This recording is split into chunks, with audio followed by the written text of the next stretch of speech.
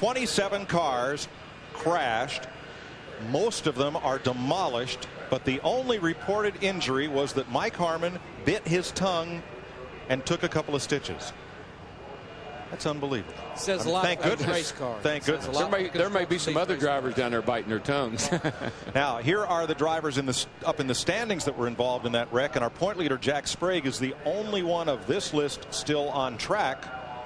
But that car is going to need major repair. There's the 24 Sprague in the middle of your picture. Yeah, right there he is, and he's not going to go very far.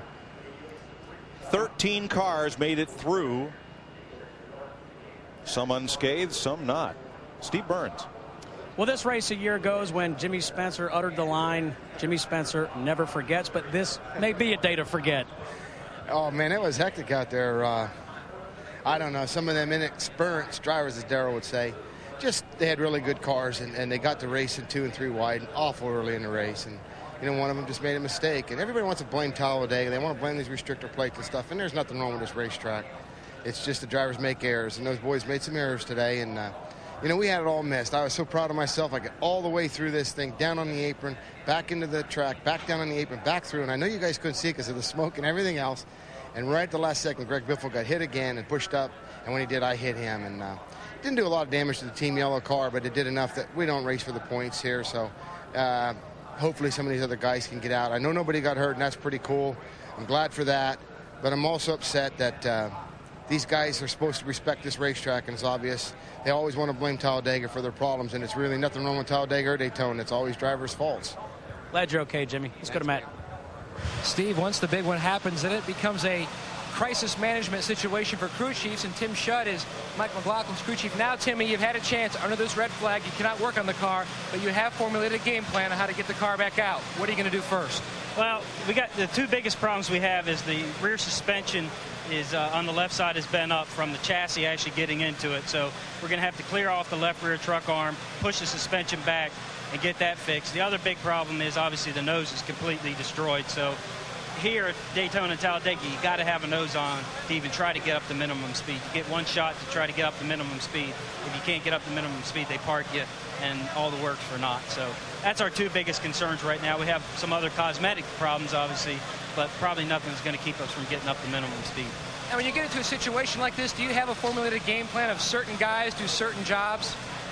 Fortunately for us, we haven't been in this situation enough for it to call to have a game plan.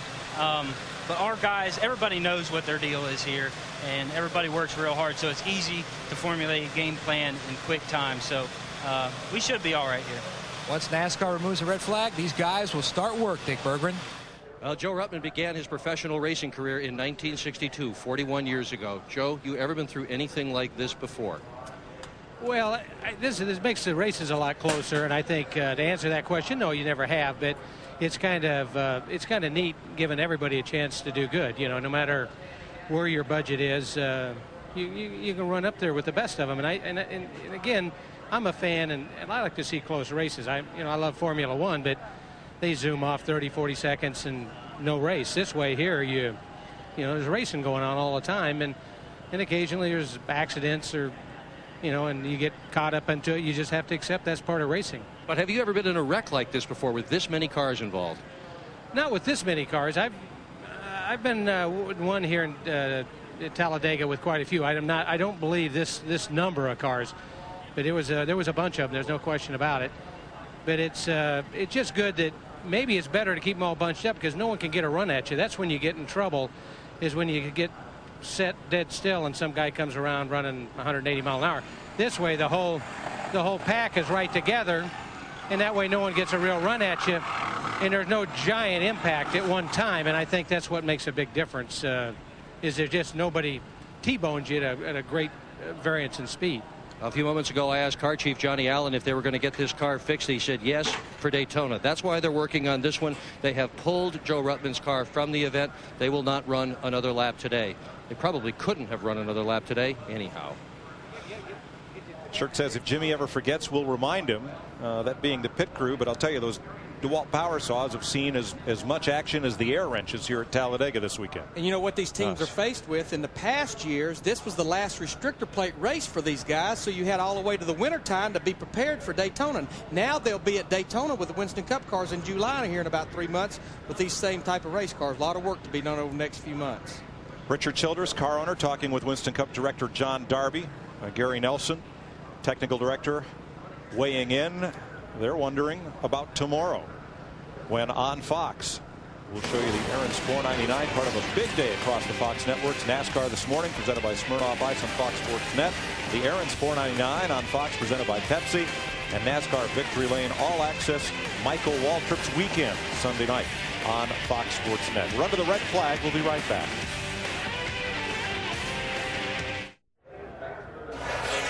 Welcome back live, Talladega, Alabama, the Aaron's 312. We have not seen racing in about almost 40 minutes. This track noted for the big one. This the biggest one with 27 cars involved in the crash. Jeff Hammond, we can say that this is certainly the biggest crash in the history of Busch racing.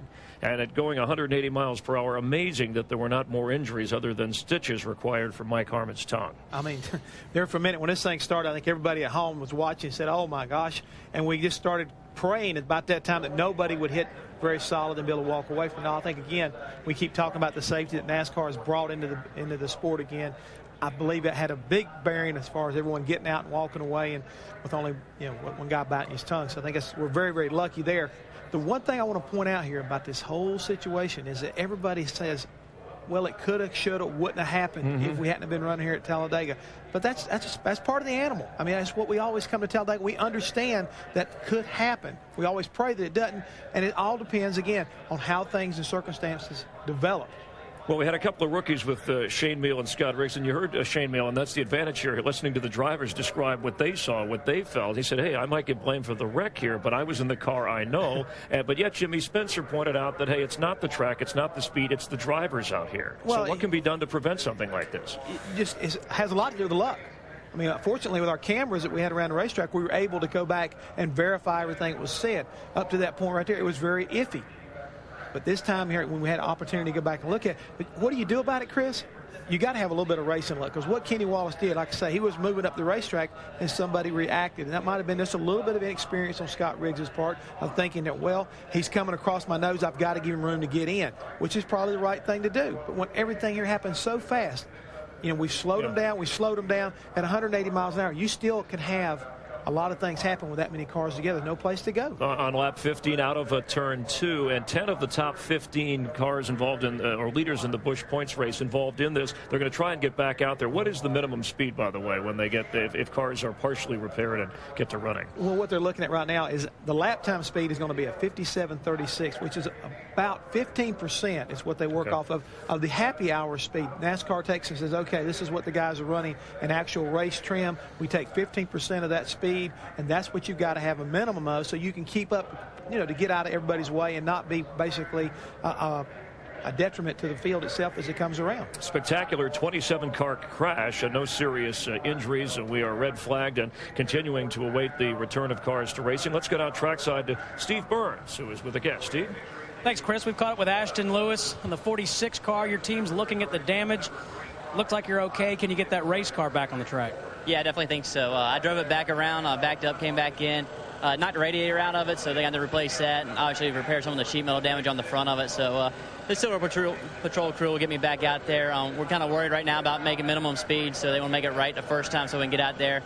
With 9 cars, I think are the only cars out here without any damage. So if we can get out there and just be able to finish this race, we got a shot for our top 10. Ashton, you said you almost had that wreck missed. Yeah, I really did. We were not real good at the start of it, so I was just kind of laying back and waiting for that first pit stop. Real tight behind cars, so I didn't want to get up in the top and take the chance of bouncing off the wall, so we were just kind of playing it cautiously. And once the wreck started, just really started slowing down. And, I hate to stop, but I was trying to slow down as much as I could and just about had it missed. And then Mike Harmon came by, and if he kept sliding, it would have missed him. But, there's nothing you can do. We're just sitting there trying to get it woed down, and unfortunately we didn't make it through it. All right, thanks a lot, Ashton. Let's go to Dick Berggren. Well, Greg Biffle is watching his hopes for a championship go down the drain. It's not gone yet, but the last couple of weeks surely have not gone well. Crashed before the race last week, crashed in the race, now another crash. What goes on in your mind while you're watching all this stuff happen?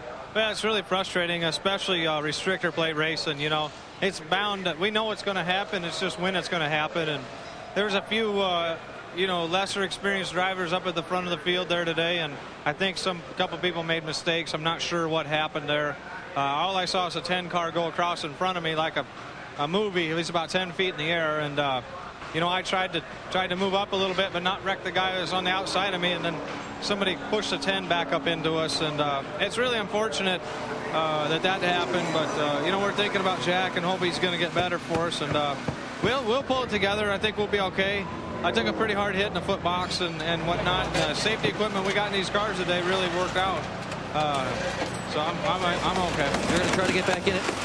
Yeah, I think everybody's just trying to get back in it to make one lap so that, you know, everybody can beat the other guy. And it's unfortunate. We shouldn't take these cars back out on the restrictor plate racetracks unless they're able to, you know, be up to speed. Okay, we wish you well. To Matt. Dick, the red flag has been lifted, and teams are now starting work on their beaten and battered race cars. And one of the teams that's working on their cars at 12 of Kerry Earnhardt. First off, what did you see? A car in midair, you know. We was running up through there pretty good. We had to start the rear because we missed the driver's beating. And, we got back up to 20th about 15th lap, and I seen a car in midair on the backstretch, and I just backed out a little bit, you know, trying to work my way through it. Got caught from behind, and around we went and turned into another car. But I think they just give the green flag for the pit crews to go to work here. Now Bradshaw's not going to be happy. Well, I know. He wasn't at Daytona, but you know, nah, he's cool with it. He understands it. He wasn't nothing I could do. You know, we had to start in the rear, like I said. I was trying to make up as much ground to get back to the front as quick as I could, and unfortunately, I was waiting on this big wreck to happen too, and of course it did right in front of me. A very competitive driver with a very competitive co-owner, Terry Bradshaw. Chris? All right, thank you very much. We're getting ready to get going again after a 40-minute-plus delay. We're live in Talladega. The Aaron's 312 will continue on Fox in a moment.